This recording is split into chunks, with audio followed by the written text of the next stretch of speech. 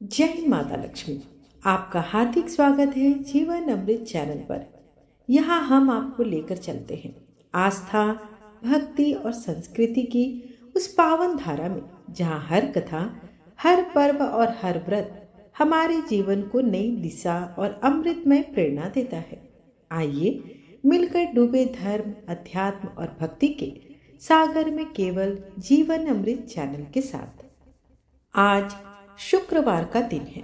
धन, सौभाग्य और समृद्धि की देवी माता वैभव लक्ष्मी की कृपा प्राप्त करने हेतु किया जाने वाला ये व्रत अत्यंत प्रभावशाली माना गया है। यह व्रत जीवन में आने वाली अभाव, कष्ट और आर्थिक बाधाओं को दूर कर जीवन में सुख समृद्धि का मार्ग प्रशस्त करता है।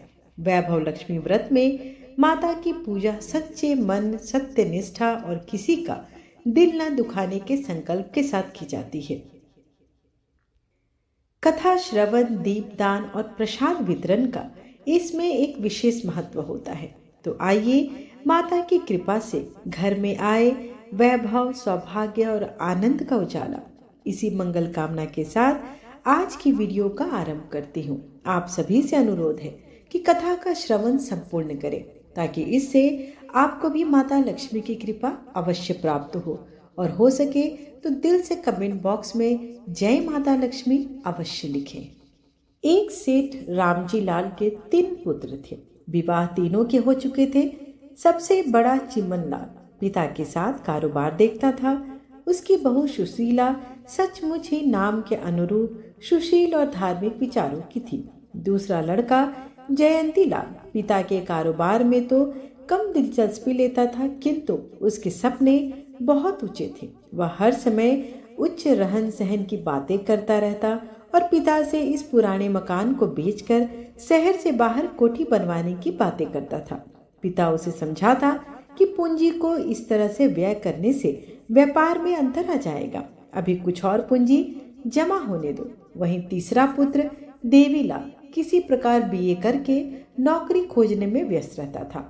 उसे व्यापार का कार्य एक झंझट लगता था। सेठ जी ने तीनों के विवाह अच्छे घरानों में संपन्न किए। बीच के पुत्र की बहू निर्मला 3 भाइयों के बीच इकलौती पुत्री थी, जिसके नाज नखरों से लगभग सभी लोग परेशान रहते थे। तीसरा पुत्र एक सरकारी अफसर की पुत्री निशा से विवाह करके बंधन लेकर आया।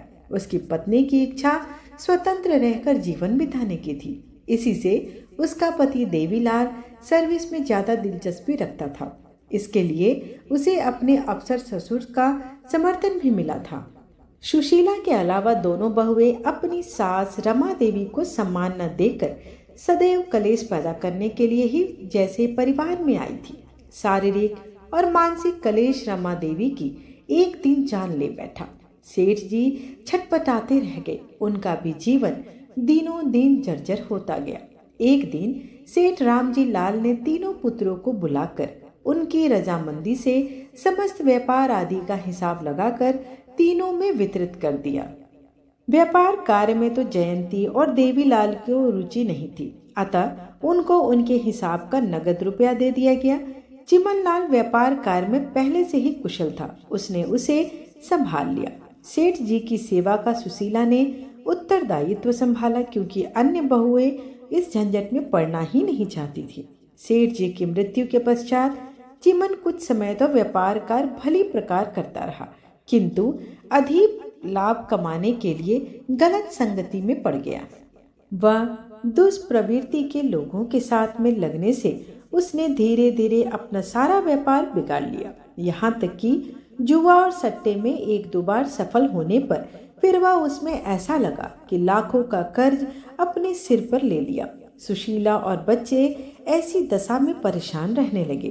चिमन शराब पीकर आता और सुशीला के साथ मारपीट भी करता, उसके गहने भी बेच देता, कभी उसके पास रुपये देखकर उसे भी छीन लेता। इतना होने पर भी सुशीला काठ की पुतली बनकर सब कुछ सहती रहती। उसने अपनी सुशीलता को नहीं त्यागा। वह यदि कुछ कहती तो केवल अपने भगवान बाल मुकुंद से कहती।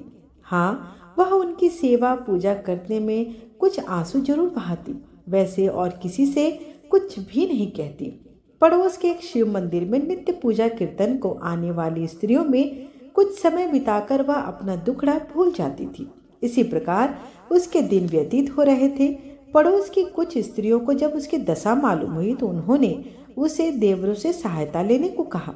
सुशीला ने इस बात को अनसुना कर दिया। उसका कष्ट पड़ोस की कुछ एक महिलाओं को ही पता था, यद्यपि उसने किसी से कभी कुछ कहा ही नहीं। उन्होंने स्वयं यह सब स्वतः ही भांप लिया था। एक दिन की बात है, वह अपने पुत्र पुत्री को स्कूल भेजकर बैठी ही थी कि एक महिला को घर में आता देखा। वह उसके स्वागत हेतु मुस्कुराकर खड़ी हो गई। महिला ने आते ही कहा, बहन, तुमने मुझे पहचान लिया होगा। तुम शिव मंदिर में भजन कीर्तन में भजन गाकर सुनती रहती हो। तुम्हारे गायन से हम सभी अति प्रभावित हैं। कभी दो एक दिन तुम्हारे न आने पर सभी महिलाओं में तुम्हें खोजते हैं। अब 2 दिन से न आने पर मैंने पड़ोस की महिलाओं से पता किया। उनसे तुम्हारी परेशानी और हालातों के बारे में जाना। आज मैं तुमसे मिलने का विचार करके आई हूँ। मुझे अपनी ओर से कुछ बताने की जरूरत नहीं है। मैं थोड़े में ही सब कुछ समझ चुकी हूँ। सुशीला ने कई बार उन्हें बोलने से रोका भी, लेकिन वह महिला तो एक साथ बोले ही जा रही थी। अब किसी तरह सुशीला ने उन्हें रोककर कहा, आप आइए तो सही, पहले बैठिए। मैं भी कैसी पगली हूँ जो आपको अब तक खड़ा रखी हूँ। महिला ने स्वयं एक कुर्सी खींचकर बैठते हुए कहा, तुम कोई पराया न समझो मुझे। मैं कभी तुम्हारी सासू जी की सहेली थी और घर भी आती जाती थी। कदाचित उनके मरने के उपरांत तुम मुझे भूल चुकी हो।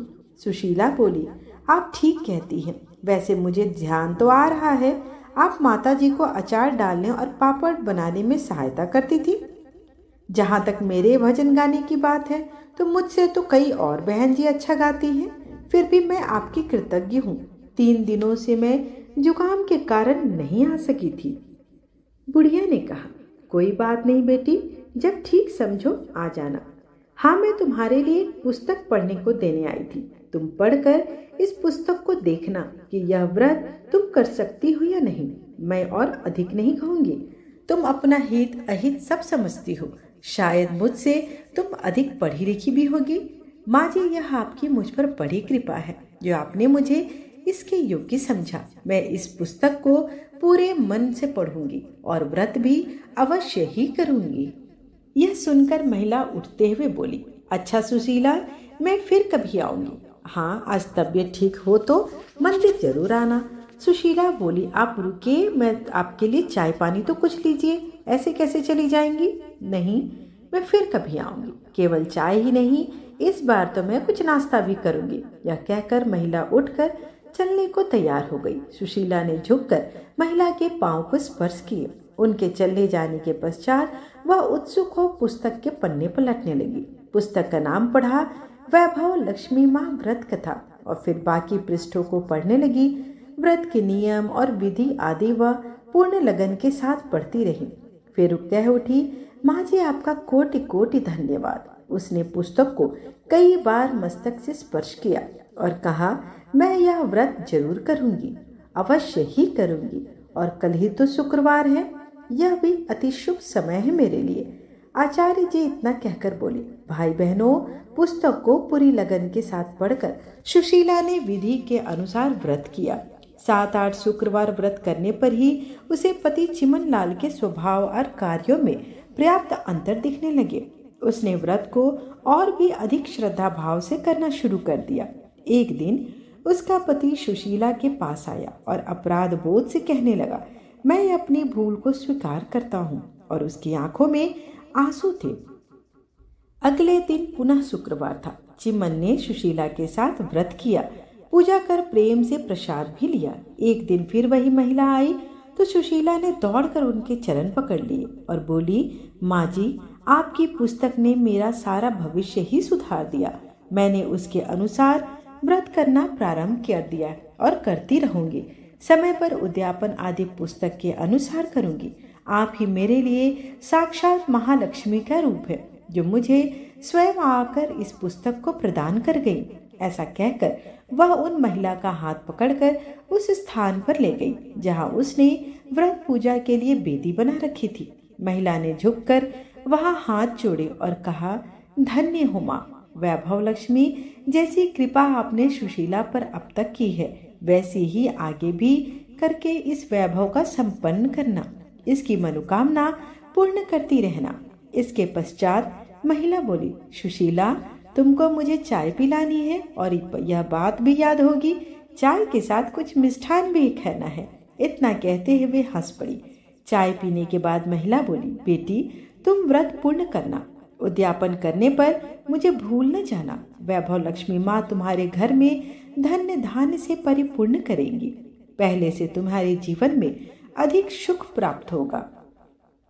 सुशीला ने कहा, माँ जी, मैं वैभव लक्ष्मी माँ के चमत्कारी प्रभाव को समस्त स्त्री पुरुषों के सम्मुख रखूंगी और समय पर जैसी भी सामर्थ्य हो उतने ही पुस्तक प्रतियां वितरण भी करूंगी। माता के इस पुण्य व्रत का प्रचार भी करती रहूंगी।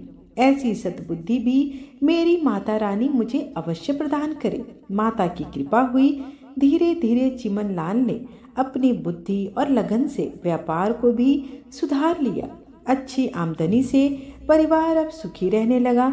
इतना कहकर आचार्य जी बोले, आपने माता की यह कथा सुनी। अब मैं सुशीला के द्वारा किए गए प्रचार के अनुसार अन्य परिवारों की भी वैभव लक्ष्मी की कथा का प्रचार कैसे होता रहा, उनमें से कुछ चमत्कार तो आप लोगों ने सुने ही होंगे।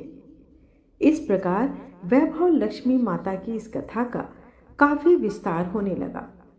वैभव लक्ष्मी व्रत के प्रभाव से एक डॉक्टरी की परीक्षा पास की, एक ने व्यापार में लाभ पाया, किसी को संतान की प्राप्ति हुई, किसी के जीवन में शादी की जो चिंता थी वो मिट गई। उनके चमत्कार अलग हैं और कथाएं भी अलग अलग हैं।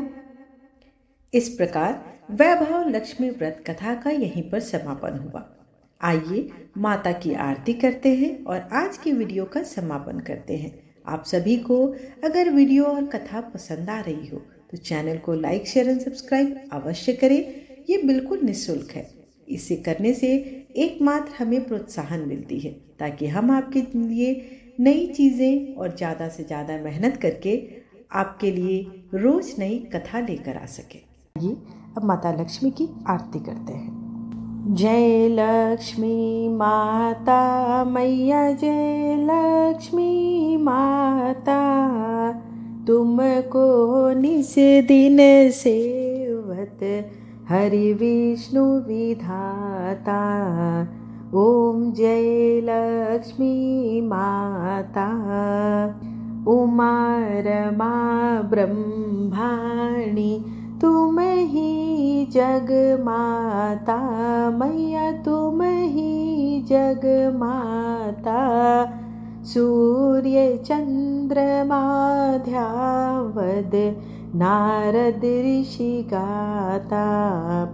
ओम जय लक्ष्मी माता, दुर्गा रूप निरंजनी, सुख संपत्ति दाता। जो कोई तुमको ध्याता, रिद्धि सिद्धि धन पाता। ओम जय लक्ष्मी माता, तुम पाताल निवासिनी, तुम ही शुभदाता। कर्म प्रभाव प्रकाशिनी, भवनिधि की त्राता।